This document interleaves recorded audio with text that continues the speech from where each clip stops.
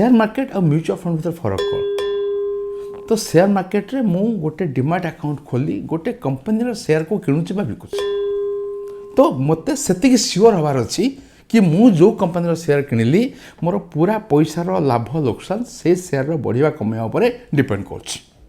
किंतु mutual fund रे मु जदि से भली 50-60टा शेयर नहीं गली ताहले गोटे म्यूचुअल फंड होगा। मु तो निजे नहीं पारुनी। एठी सुविधा कौन, मु जदि 50टा कंपनी चूज भी कली आउ से 50टा कंपनी शेयर रे मु डायरेक्टली निजे इन्वेस्ट कली, तापरे भी गोटे म्यूचुअल फंड मैनेजर जो प्रकार बुद्धिमत्ता, जो प्रकार स्किल जो प्रकार एक्सपीरियंस संगे से 50टा शेयर को किणिकी मैनेज करेंगे सेटा इंडिविजुअल जड़े करवा पॉसिबल नुहे।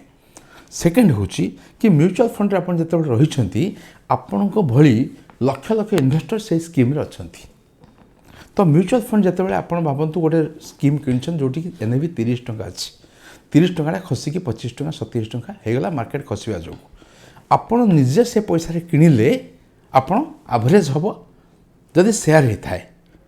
तो म्यूचुअल फंड कौन आपण किणुना बट आपणकर आउ किए जो इन्वेस्टर्स अच्छा से तो पैसा रेगुलर बेस दौरान किसी लोक एसआईपी चलती से फंड रे, तो से फंड मैनेजर को तल लेवल रे किसी फंड्स मिलता है जोटा कि से एडिशनल परचेस करके से स्टॉक को जदि गोटे स्टॉक से किनी था फसी जाए गोटे स्टॉक रे ही अंडरस्टैंड कि भल कंपनी किंतु आज डेट रे खराब कौन से कारण रही जोटा आगू भल हो से स्टिक कर रहा चाहूँ से स्टॉक रे, तो से तले एवरेज करने पैसा पाई था।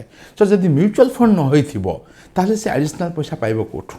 स्टॉक रे कौन आप निजे आउ एक्सट्रा पैसा पुरेकी ताको एवरेज करेंगे।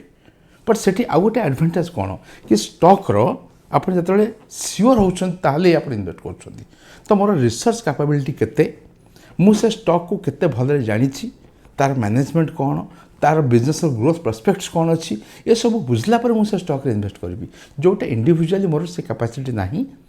दुईटा कथा, गोटे है टाइम आ गोटे स्किल, मो पाखे से समय थी दरकार मु रिसर्च करने। जदि मु फुली डेडिकेटेड मोर काम हूँ केवल इन्वेस्ट करवा एवं मोर मैक्सिमम टाइम जाऊँगी से स्टॉक को रिसर्च करवा मार्केट विषय जानापी, ताहले आपने करिपारंती।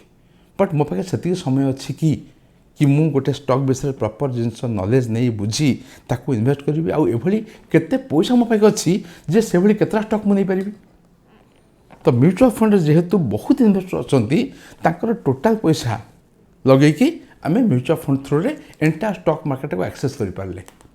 मारुति गोटे शेयर 14,000 टंका, तो आपड़ 14,000 टंकार मारुति गोटे शेयर किनीपारे, आप 5,000 टंका अच्छी आप गोटे मारुति भी किनीपारे। तो जदि गोटे गोटे कंपनी एमआरएफ गोटे more than 1 lakh rupees share गोटे आप 10,000 टंका नहीं एमआरएफ केमती किणवे। बट थ्रू म्यूचुअल फंड आप कौन कले, जब म्यूचुअल फंड 10,000 टंका देले जो म्यूचुअल फंड स्कीम नहीं कि 100 टॉप कंपनीज रे इन्वेस्ट करुच्ची आपन 10,000 टंका एक्सेस पाइले से 100टा टॉप कंपनी को, तो 100टार एवरेज ग्रोथ आपको मिलला। And again it is managed by a fund manager. केतेबेले को कंपनी बाहर को स्टॉक बिकिबे केतेबेले को स्टॉक किणवे, यहाँ आम साधारण बुद्धि केते सहज आप निजे अनुमान करूँ। But fund manager are experts and a team of expert help करती कि गोटे गोटे सेक्टर को एनालिसिस करने गोटे टीम अच्छी। एगेन गोटे फंड मैनेजर बा सीआईओ थे, they will decide and they have a set process कि को प्रोसेस आम इन्वेस्टमेंट करूँ। तो ये प्रोसेस ये स्किल सेट आम आनीपर कि ताहले आम डायरेक्ट शेयर मार्केट लगे पार।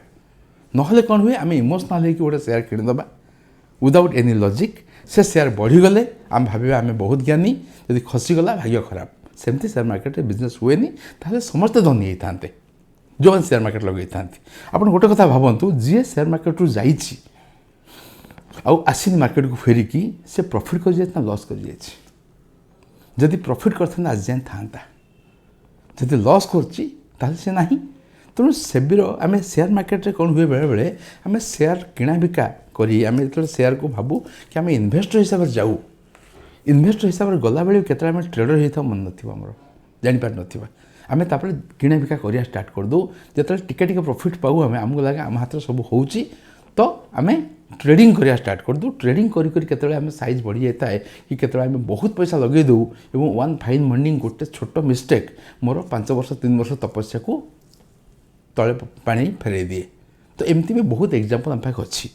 बट म्यूचुअल फंड रे it's a disciplined approach and mutual fund आम जो रिस्क नौचु ये गोटे कैलकुलेटेड रिस्क कि मुझे जानी आट ए टाइम 100टा कंपनी खराब करेनि कि आट ए टाइम 100टा कंपनी भल करेनि और मु बहुत अधिका पैसा कमाइक आसनी कि मोर बर्षे पैसा डबल हाँपाई मुझे आसनी मु गोटे रिजनेबल रिटर्न पाइबी तो मुझे म्यूचुअल फंड आसी तो रिजनेबल रिटर्न केते तो रिजनेबल रिटर्नटा मु 10% कि 12% कि 13% कि 15% ये डिपेंड कर मोर ऑब्जेक्टिव कौन मु कौन पाई इन्वेस्टमेंट करुच्ची एवं सेठू मु कौन पाइबा आशा करुच्ची